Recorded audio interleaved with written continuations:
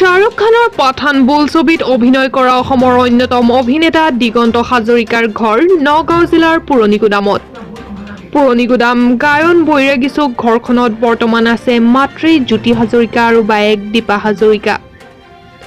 Puranigudam doctor RKB উচ্চতৰ মাধ্যমিক বিদ্যালয়ত একালত অধ্যয়নৰত ছাত্ৰ দিগন্ত হাজৰিকাৰ কৃতিত্বলৈ এতিয়া সন্তুষ্টি আৰু প্ৰশংসাত পঞ্চমুখ মাতৃ আৰু শিক্ষাগুৰুসকল।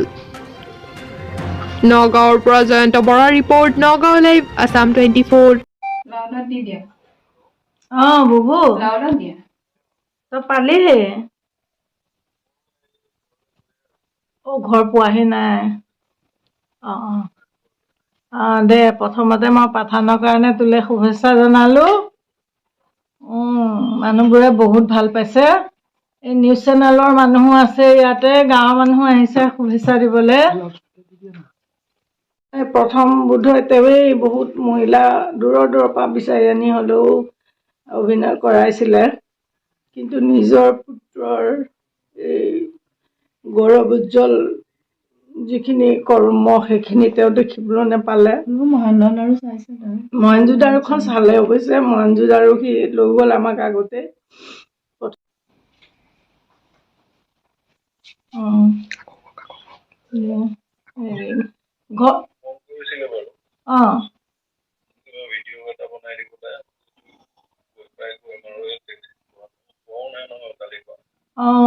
পোৱাই নাই।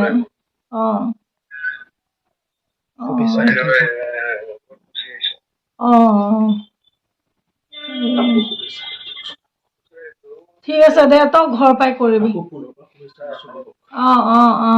আকৌ শুভেচ্ছা দিলো, তই ঘৰ পাই কৰিবিচোন। এওঁলোকো বহি আছে ইয়াতে, চেনেলৰ মানুহ। ঠিক আছে দে, ঘৰ পাই ল। জাগাখনৰ নামটো কি? নাম গায়ন বৈৰাগী গাঁও। আপুনি দিগন্ত হাজৰিকাৰ মাতৃ হয় ন? যিহেতু আপোনাৰ দিগন্ত হাজৰিকাই বহু চৰ্চিত পাঠান ছবিত অভিনয় কৰিছে, এই ক্ষেত্ৰত আপোনাৰ অনুভৱ কেনেকুৱা আৰু কি ক'ব দৰ্শক? মোৰ অনুভৱ বৰ ভাল লাগিছে, বহুত গৌৰৱবোধ কৰিছোঁ। হয়, বৰ সুন্দৰ অনুভৱ মোৰ।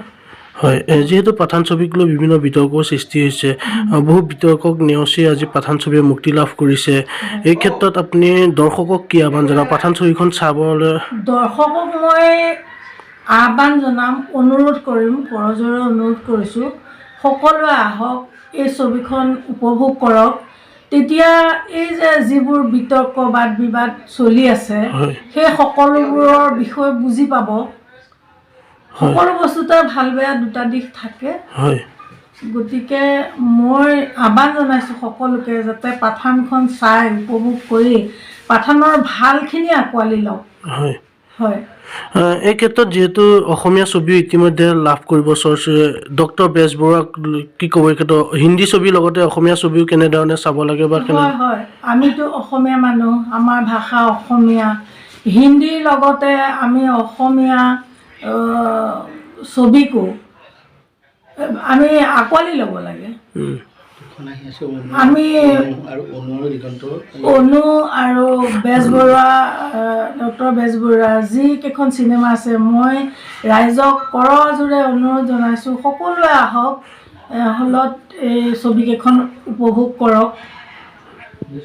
বলিউডত খলকনি তুলিছে, কিন্তু সি পঢ়া শুনাটো বেছ ভাল আছিলে, খেলা ধূলাটো ভাল আছিলে, আৰু এইখন বিদ্যালয়ৰ সি বোধ কৰোঁ 1999-2000 চনৰ জেনেৰেল ছেক্ৰেটাৰীও আছিলে।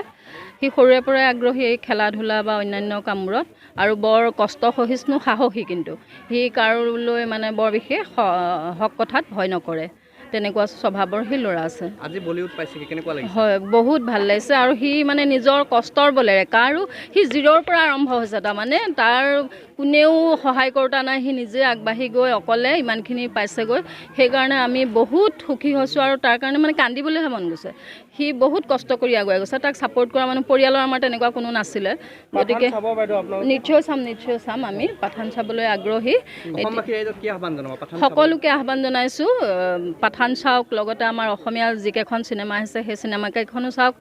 আৰু আমি নোচোৱাকৈ কিবা বিতৰ্কলৈ যোৱাটো বৰ উচিত বুলি আমি ভবা নাই। চিনেমাখন অন্ততঃ চাই লওক। এতিয়া দেখিছোঁ কমেণ্ট বিভিন্নজনে দিছে তাক অসমৰ পৰা বাহিৰ কৰি দিব লাগে বুলি, হিন্দুত্বৰ তেজ নাই বুলি কৈছে। বৰ দুখ পাইছোঁ আমি। গতিকে তেনে হ'ব অন্ততঃ নালাগে। এইবোৰতো সাম্প্ৰদায়িক চিনেমা এখন কৰিছে ন, সাম্প্ৰদায়িক কথা ইয়ালৈ আহিব নালাগে। গতিকে সকলোৱে চাওক, তাৰপিছত ভাল বেয়া সকলোৱে বিচাৰ কৰক। সেয়ে মোৰ কথা। ৰাধাকান্ত বৰুৱা উচ্চতৰ মাধ্যমিক বিদ্যালয়ৰ দিগন্ত হাজৰিকা ছাত্ৰ আছিলে। আজি বিদ্যালয়খনৰ নাম উজ্বলাই তেওঁ আচলতে বলিউডত খলকনি তুলিছে। নিশ্চয়কৈ খুব ভাল লাগিছে। দিগন্ত আমাৰ ইয়াত 98ত পাছ কৰি গৈছিলে। তেতিয়া দিগন্ত ইয়াত GSO আছিলে। ইয়াৰ পৰা গৈ তেওঁ নগাঁও কলেজত বেষ্ট এথলেটিক্স হৈছিলে। তেওঁ তেতিয়াৰ পৰাই মানে শৰীৰ চৰ্চা বা খেলা ধূলাৰ প্ৰতি যথেষ্ট আগ্ৰহী আছিলে। কিন্তু তেতিয়া তেওঁলোক ইমান নাটক বা আমি তেনেকুৱা চিনেমাত দেখা নাছিলোঁ। কিন্তু তেওঁ চিনেমালৈ বা নাটকলৈ উত্তৰণ ঘটিছে। তেওঁ মহেঞ্জোদাৰো কৰিলে, এতিয়া পাঠান কৰিছে, বিগ বাজেটৰ ছবি। আমি খুব ভাল পাইছোঁ। তেওঁ আৰু উন্নতি শিখৰত আগুৱাই যাওক। আমাৰ অঞ্চলটো তেওঁ গৌৰৱ আৰু কঢ়িয়াই আনক।